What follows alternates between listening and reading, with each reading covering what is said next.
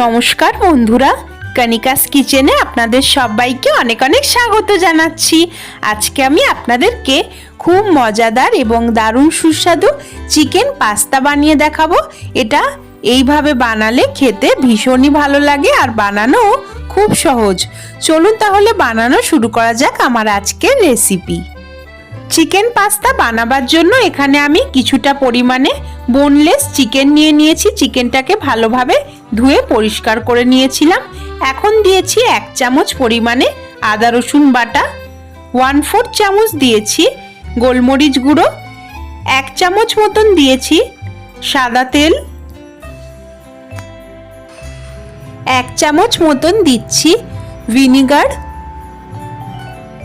1 চা চামচ দিচ্ছি লাল লঙ্কার গুঁড়ো, স্বাদ অনুসারে লবণও দিয়ে দিচ্ছি। এখন আমি হাত দিয়ে সমস্ত কিছু খুব ভালোভাবে মিশিয়ে নিচ্ছি, মানে মাংসের গায়ে মাখিয়ে নিচ্ছি। এখন আমি 15 থেকে 20 মিনিটের জন্য ম্যারিনেট করে মাংসটাকে রেখে দেব। এখানে আমি নিয়েছি পেনে পাস্তা। আপনারা চাইলে যে কোনো শেপের পাস্তা এখানে নিতে পারেন। পাস্তাগুলোকে প্রথমে আমি বয়েল করে নেব। তার জন্য একটা গামলার মধ্যে আগে থেকেই গরম জল বসিয়ে দিয়েছিলাম। জলটা হালকা একটু গরম হলে ওর মধ্যে দিয়ে দিয়েছি লবণ, 1 চামচ দিচ্ছি রিফাইন্ড অয়েল,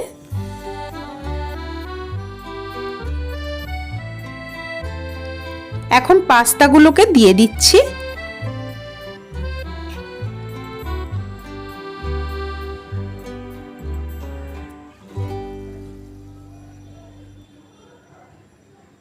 পাস্তাগুলো প্রায় আমি 80% মতন ভালোভাবে সেদ্ধ করে নেব। পাস্তা কিন্তু খুব বেশি সেদ্ধ করার কোনোই দরকার নেই। দেখুন বন্ধুরা, পাস্তার কালারটা চেঞ্জ হয়ে গেছে। এখন আমার পাস্তা 80 to 90% মতন বয়েল হয়ে গেছে। এখন আমি এগুলোকে তুলে নিয়েছি, জল থেকে ছেঁকে নিয়েছি।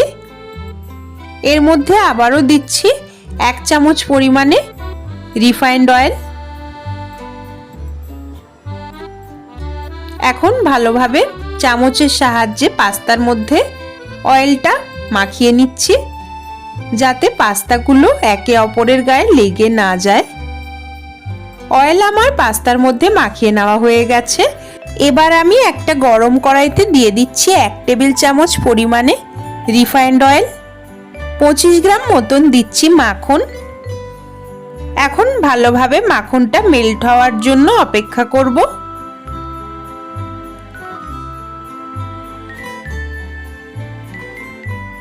মাখন আমার খুব ভালোভাবে মেল্ট হয়ে গেছে।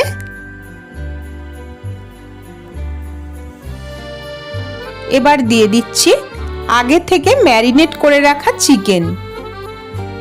চিকেনটা দিয়ে গ্যাসের ফ্লেমটাকে আমি মিডিয়ামে রেখেছি। এখন নেড়ে চেড়ে ভালোভাবে চিকেনটাকে একটু ভেজে নিচ্ছি।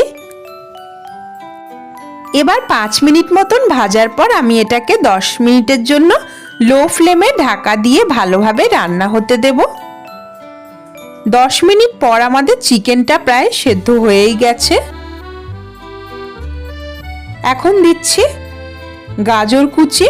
গাজর আমি এইভাবে একটু লম্বা লম্বা করে কেটে নিয়েছিলাম। এখন মিডিয়াম ফ্লেমে ভালোভাবে নেড়ে চেড়ে একে একে সবজিগুলো দিয়ে দেব। বিনস দিয়ে দিচ্ছি। বিনস আমি এইভাবে সরু সরু করে ক্যারাচে করে কেটে নিয়েছিলাম।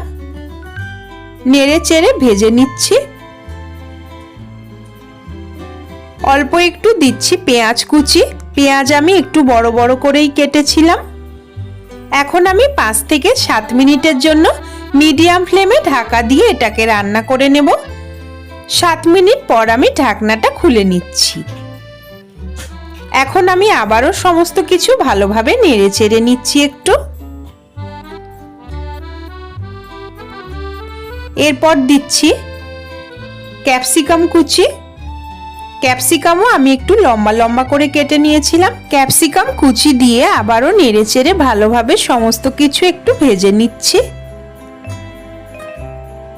এখন আমি আবারও মিডিয়াম ফ্লেমে 3 থেকে 4 মিনিটের জন্য ঢাকা দিয়ে সমস্ত কিছু ভালোভাবে রান্না হতে দেব।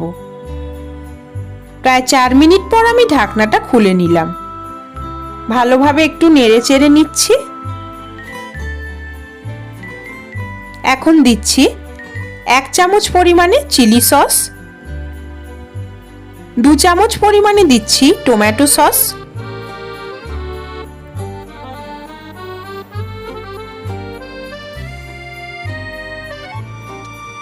সস দিয়ে আবারও ভালোভাবে সমস্ত কিছু ভেজে নিচ্ছি। প্রায় 1 মিনিট মতন ভাজার পর এখানে আমি আগে থেকে বয়েল করে রাখা পাস্তাগুলোকে দিয়ে দিচ্ছি। পাস্তা দিয়ে আবারও আমি গ্যাসের ফ্লেমটাকে এবারে হাই করে দিয়েছি আর ভালোভাবে নেড়েচেড়ে ভেজে নিচ্ছি। এখন দিচ্ছি 1/2 চামচ মতন পাস্তা মশলা। পাস্তা মশলা দিয়ে ভালোভাবে নেড়েচেড়ে মিশিয়ে নিচ্ছি। এখানে আমি সানরাইসের পাস্তা মশলাটা ব্যবহার করেছি। 1/4 চামচ দিচ্ছি গোলমরিচের গুঁড়ো। গোলমরিচ গুঁড়ো দিয়ে আবারও ভালোভাবে নেড়েচেড়ে সমস্ত কিছু মিশিয়ে নিচ্ছি। এখন দিচ্ছি 1 চামচের একটু কম পাস্তা মিক্স, যার মধ্যে রয়েছে oregano, mixed herbs, ginger garlic powder, onion powder ইত্যাদি। এখন সমস্ত কিছু ভালোভাবে নেড়েচেড়ে মিশিয়ে নিয়েছি। অল্প একটু দিচ্ছি মজারেলা চিজ। চিজ আপনারা অপছন্দ করলে নাও দিতে পারেন। এখন আবারও সমস্ত কিছু নেড়েচেড়ে ভালোভাবে পাস্তাটাকে 1 মিনিটের জন্য ভেজে নেব। গ্যাসের ফ্লেম কিন্তু হাইতেই রয়েছে। নামাবার একদম আগে দিয়ে দিচ্ছি অল্প একটু স্প্রিং অনিয়ন কুচি। স্প্রিং অনিয়ন দিয়ে আবারও ভালোভাবে একটু নেড়েচেড়ে মিশিয়ে নিচ্ছি সমস্ত কিছু। এখন আমাদের পাস্তা একদমই তৈরি। দেখুন বন্ধুরা, কত সুন্দর লোভনীয় লাগছে দেখতে।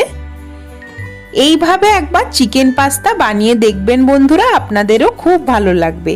আশা করছি আমার আজকের এই চিকেন পাস্তার রেসিপিটি আপনাদের ভালো লেগেছে। ভালো লাগলে প্লিজ একটি লাইক করবেন, আমার চ্যানেলকে সাবস্ক্রাইব করে আমার পাশে থাকবেন। বাড়িতে একবার এইভাবে পাস্তা বানিয়ে আমাকে কমেন্ট করে জানাতে ভুলবেন না। আর আমার এই ভিডিওটিকে বন্ধুদের সঙ্গে বেশি বেশি করে একটু শেয়ার করবেন। আজকের মতন এই পর্যন্তই। আবারও হাজির হয়ে যাব নতুন কোনো রান্নার রেসিপি নিয়ে। সেই পর্যন্ত আপনারা সবাই খুব ভালো থাকুন ও সুস্থ থাকুন। ধন্যবাদ।